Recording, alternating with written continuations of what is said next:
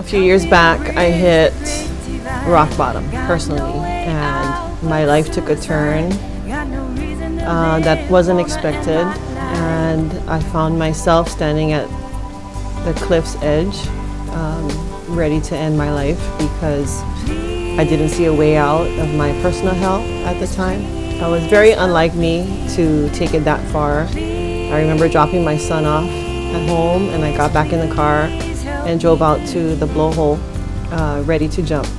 And not very many people know this, and I know I shared it with Tracie, but when I parked, normally there's cops or there's tourists, there's lights.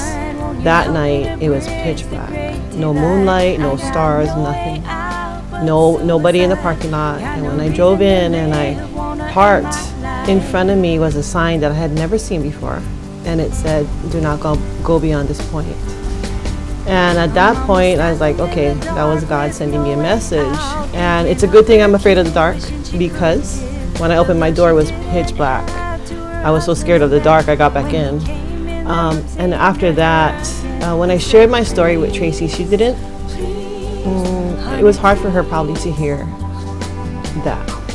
And I know after that, God gave her a song. She penned a song in one sitting based off of my story.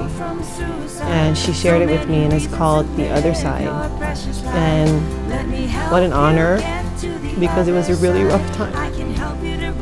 And to think that her heart, she was so sensitive to translate my pain into music, and that it can go around the world today and bring encouragement to other people that are contemplating giving up.